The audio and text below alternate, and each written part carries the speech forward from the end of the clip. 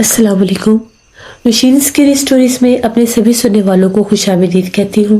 उम्मीद करती हूँ आप सब लोग खैरियत से होंगे, जहाँ होंगे खुश होंगे और मेरे चैनल की खौफनाक कहानियों को बहुत पसंद भी करते होंगे। आज आप लोगों के लिए बहुत ड्रामी कहानियां लाई हूँ जिन्हें आप लोग बहुत पसंद करेंगे। कहानियां शुरू करने से पहले आयतल कुर्सी का हिसार कर लें। कमरे की लाइट ऑफ है तो ऑन कर लीजिए। सिलसिला शुरू करते हैं आज की खौफनाक कहानियों का। आज की पहली खौफनाक कहानी हारिस शेयर कर रहे हैं। हारिस कहते हैं आज आपके साथ अपनी जिंदगी की खौफनाक कहानी शेयर करूंगा। ये आज से 8 बरस पुरानी बात है। हम लोगों का मियाँ वाली में मियाँ वाली से थोड़ा सा आगे हम लोगों का गांव था एक। तो वहाँ पर मेरे अब्बू ने किसी दौर में एक घर लेकर खरीद कर रखा हुआ था। कुछ वहाँ पर पहले लोग रहते थे, फिर वो लोग छोड़कर उसको शहर में आ गए। तो अब्बू ने कहा कि हम लोग वहाँ पर अपने कोई माल मवेशी और ये चीज़ें रख लेते हैं। वहाँ पर 2 कमरे थे, आगे बड़ा सहन था, किचन बरामदा सब कुछ था, पूरा मिट्टी का घर था। मैंने अब्बू से कहा कि ये अच्छी इन्वेस्टमेंट भी है और जैसे गांव में माल मवेशी होते हैं, दूध वगैरह और ये चीज़ें, तो ये हमारा एक डेरा भी बन जाएगा। इतना ज़्यादा दूर नहीं थी वो जगह हमारे घर से, तकरीबन मोटर बाइक पर आधा घंटा लगता था। हम लोगों ने वहाँ पर अपने जानवर वगैरह रख लिए। वहाँ पर अब सारी बात है, जब हम लोगों ने वहाँ पर अपने जानवर रखे, गाय भैंसें बकरियाँ, छोटा सा फार्म टाइप जगह बना ली हम लोगों ने। वहाँ पर हम लोगों ने 1-2 लोगों को भी रखा फिलहाल वक्ती तौर पे, और मैंने भी वहाँ पर रहना था। ये सारा काम करते करते 5-6 दिन हमें लग गए। मुझे वो जगह बड़ी अच्छी लगी, मिट्टी के घर। पहली बार मैं बिल्कुल प्योर मिट्टी के घरों में रह रहा था। वहाँ पर एक मेरा मिट्टी का कमरा था जहाँ पर बिस्तर थे, खाने पीने का सामान। वो गाँव में जो हम लोगों के मुलाजिम थे उनके घर से मेरा खाना बन के आ जाता था। तो मैं वहाँ पर बड़ा खुश था। वहाँ पर अब मेरी आज पहली रात थी। मैं वहाँ पे अकेला था और मेरी पहली रात से मुझे बिल्कुल भी डर नहीं लग रहा था क्योंकि आसपास और भी घर थे। मैं वहाँ पर कमरे में बैठा हुआ था। थोड़ी देर गुजरी, मुझे ऐसा लगा जिस तरह से गाय की आवाज़ आ रही है बिल्कुल कमरे के बाहर से, जबकि जो जानवर बांधे हुए थे वो उन कमरों से हटकर एक अहाता टाइप जगह थी। उसके ऊपर बकायदा एक बरामदा सा बना हुआ था जहाँ पर सारे जानवर थे और इसके आगे मोटी तरपाल थी कि इनको ठंड ना लगे। सर्दी बहुत जोरों पर थी, गांव में वैसे सर्दी बहुत होती है। उस दिन धुंध भी खासी थी। थोड़ी देर पहले तक मेरे पास हम लोगों के वो जो मुलाजिम थे वो बैठे रहे, खाना वगैरह खाया, चाय पी, फिर वो लोग सोने के लिए चले गए। मुझे भी सर्दी लग रही थी, मैंने भी बिस्तर में लेटना था। अब जब वो गाय की आवाज आई, मैं बड़ा हैरान कि शायद कोई जानवर खुल गया है। तो जानवर इधर कैसे आ गया समझ में नहीं आ रहा था। बार बार गाय की आवाज और बिल्कुल करीब से, यहां तक कि ऐसे लग रहा था जैसे कमरे के बाहर मुझे आवाज आ रही है गाय की। मेरे रोंगटे खड़े हो गए कि कहीं हमला ना कर दे, जानवर है। मैं उठा, मैंने हल्का सा दरवाजा खोला, बाहर देखा, बाहर कुछ भी नहीं। गाय की मुझे मुसलसल आवाज आ रही है। इस साइड देखा कुछ नहीं, दूसरी साइड देखा कुछ भी नहीं। मैंने सर बाहर निकाला, मुझे कोई चीज नजर नहीं आ रही थी। जो ही मैं वहां से बाहर निकला तो जिस कमरे में मैं सो रहा था उसकी दीवार के साथ खाली जगह थी। उस दीवार के साथ मुझे ऐसा लगा जैसे जमीन पर कोई बैठा हुआ है। जो ही मैंने उसे झांक कर देखा, वो एक औरत थी, बिल्कुल पतली सी, इतनी पतली और कमजोर थी कि पहले समझ में नहीं आ रहा था ये है क्या चीज।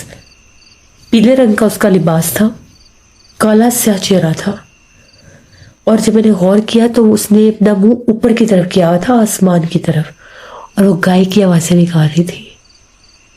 उस टाइम जो मेरी हालत थी वो ऐसी थी कि बस अब मैं गया। पता नहीं वो कौन सी अल्लाह की मेरे ऊपर कोई रहमत थी, वालिदैन की दुआएं थी या कोई गैबी इमदाद थी। मुझे ऐसा लगा जैसे मेरे जिस्म को एक बहुत जोर से झटका लगा और वो सकता टूटा। मैं भागा कमरे में, मैंने कमरे का दरवाजा बंद कर लिया। वो वाज़े तौर पर वो चलकर कमरे के दरवाजे तक गई और कदमों की आवाज भी ऐसी थी जैसे जानवर के कदमों की आवाज होती है। बहुत उसने शोर मचाया, दरवाजे को जैसे धकेला भी।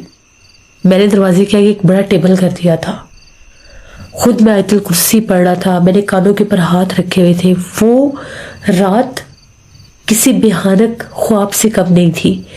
मुझे ये लग रहा था कि मैं यहाँ पर जिंदा बिल्कुल भी नहीं बचूंगा। ये है क्या मखलूकी, क्या चीज़ है, जिन्नात है, भूत प्रेत है, क्या पता नहीं ये क्या चीज़ है। मेरे तो सोच के 100वें हिस्से में भी नहीं था कि यहाँ पर कुछ ऐसा होगा। पता नहीं 1-1.5 घंटा गुजरा, बाहर खामोशी हो गई और वाज़े लग रहा था उसकी आवाज़ दूर जा रही है, दूर जाती जाती जाती बिल्कुल ख़त्म हो गई। मैं कहाँ पर इतना उस टाइम हिम्मत में था कि मैं दोबारा देख सकूं। मैं बिस्तर में जैसे जहाँ पर था वहीं पर कई खौफ से मैं दुबक के सो गया। सुबह मेरी आँख खुली जब मैंने बाहर आवाज़ सुनी। गाँव था, वहाँ पर ट्रक चला करते थे, ये जैसे ट्रैक्टर ट्रॉलीज गुजरा करती थी, उनकी आवाज़ों से मेरी आँख खुली। मैंने टाइम देखा, 8:30 पौने 9 बजे का टाइम था। मैं उठा, बाहर निकला। अब दरवाज़ा तो मेन बंद था, दरवाजे पर भी दस्तक हो रही थी। मैंने दरवाज़ा खोला तो मेरे वो मुलाजिम थे, उन्होंने कहा कि भाई आज तो ठंड भी इतनी ज़्यादा है और आज आप भी देर से जागे, वरना आप तो 8 बजे हम लोगों को जगाने आ जाते हैं। मैं 8 बजे उन लोगों की तरफ चला जाया करता था, 1-2 बार जब पहले अब्बू के साथ आया था। उसके बाद मैंने लोगों को रात वाला सारा किस्सा बताया कि ये कुछ मेरे साथ हुआ है। उन लोगों ने जब ये बातें सुनी, उन लोगों ने कहा कि ये मामला तो तभी होता है अगर कोई चुड़ैल आफत हो, क्योंकि हमारे बड़े बुजुर्ग बताते हैं कि ये मखलूक़ात अक्सर गाय के रूप में भी आती है और गाय की आवाज़ भी निकालती है। यहाँ तक कि जो इनका असल रूप होता है वो गाय की तरह चेहरा होता है, गर्दन के ऊपर सुराख होता है बहुत बड़ा, और बाकी वजूद औरत जैसा होता है, बाल होते हैं। ये जो कुछ आप बता रहे हैं ये निशानी ठीक नहीं है, आप यहाँ पर अकेले ना रहे। मुझे शदीद बुखार था। उन लोगों ने कहा कि नाश्ता वगैरह, मैंने कहा कि नहीं मैंने घर जाना है। वो कहने लगा आपको इतना बुखार है, आप मोटरसाइकिल कैसे चलाएंगे? मैंने उससे कहा कि बस मैं पहुंच जाऊंगा। वहां से तो मैं निकल पड़ा, पूरे रास्ते मैंने बड़ी मुश्किल से मोटरसाइकिल चलाया। मैं घर पहुंचा, मेरी सर और आंखें ऐसे थे जिस तरह से उनको कोई नोच रहा है। घर पहुंचकर मेरी हालत ऐसी थी कि मैं चिल्लाने लग गया। अम्मी अबू परेशान हो गए, वो लोग बेचारे डर गए कि इसको क्या हो गया, दम करने लग गए। अम्मी चाय बना कर ले आई, चाय मैंने पी, अम्मी ने मुझे दम किया, अब्बू ने दम किया, कुछ मेरी हालत बेहतर हुई। मैंने उन लोगों को रात का किस्सा बताया, अब्बू बहुत डर गए। अब्बू ने कहा कि तुमने रात नहीं था रुकना वहाँ पे, तुम क्यों रुक गए? मैंने कहा कि अब्बू मुझे क्या पता था, मैंने तो कहा था कि एक नया स्टार्ट लिया तो मुझे खुद वहां पर होना चाहिए, मैं तो अपने शौक और खुशी से गया था। खैर उसके बाद बुखार नहीं था मेरा उतरता, 2 दिन हो गए, मेडिसिन ली, बुखार नहीं उतरा था। फिर अब्बू मुझे एक मौलवी साहब के पास लेकर गए। मौलवी साहब ने जब दम किया तो उनका ये कहना था कि वो चुड़ैल आफत थी, उस हिस्से पर भी जिन्नात है। वो जो कमरा है, कमरे की दीवार है, वहां पर जिन्नात है, और ये जो मखलूक है जो गाय की आवाज़ें निकाल रही है ये वहाँ पर मुकीम है, या तो इस दरख्त पर है या उस पूरे हिस्से में ये है। तो वहाँ पर अगर ये अकेला रात रहेगा तो यूं ही इसको तंग करेगी। उन्होंने दम किया और कहा कि इसकी किस्मत अच्छी है, इसकी ज़िंदगी ये जो बच के आ गया, वरना जब ये जाहिर हो ना इस तरह से तो ये छोड़ती नहीं है, ये आती ही उस जगह पर है जहाँ पर इनको खुशबू आए और ये आवाज़ निकालती है। उसके बाद मैं अकेला वहाँ पर नहीं गया, 3-4 बार हमारे नौकर आए, मुलाजिम आए, उन्होंने आकर बताया हमें वहाँ पर एक औरत नजर आती है जो आधी रात को उस अहाते में सेहन में दरख्त के नीचे बैठी रहती है, कभी रोती है, कभी आवाज़ें देती है, पुकारती है। उसके बाद जानवर मरने लग गए, 2-3 माह में हमारे 6-7 जानवर मर गए। अबू वहाँ पर एक साहिब इल्म को लेकर गए। उन साहिब इल्म का ये कहना था कि इस हिस्से पर बहुत सख्त जिन्नात है, और ये जो जिन्नात है ये जिन्नात पहले यहाँ नहीं थे, यहाँ पर कोई अमल किया गया। गांव के लोगों ने बताया कि यहाँ पर जो लोग रहते थे, जिस जगह पर आपने जानवर बांधे, इस जगह पर हमने एक आदमी को अमलियात करते देखा था। वो अक्सर इस दरख्त के ऊपर कभी काला कभी सुर्ख रंग के कपड़े में कुछ बांध कर लटका देता था, और कभी 11 दिन के बाद खोलता था, कभी 21 दिन के बाद खोलता था, और फिर इस हिस्से से आवाज़ें आती थी। अगर कोई यहाँ से गुजर कर जाता था तो उनको पत्थर मारता था कोई। जब हम लोगों ने उन लोगों की शिकायत की, उन लोगों से बात की, तो उस आदमी ने हमें धमकी दी थी और ये कहा था कि मेरे पास ऐसा ऐसा जादू है, मैं तुम लोगों को भी खत्म कर दूंगा। फिर एक लड़के से उनकी लड़ाई हुई, उस बंदे ने पता नहीं उस पर क्या अमल किया, वो लड़का बाइक से गिरा, उसकी दोनों टांगे फ्रैक्चर हो गई।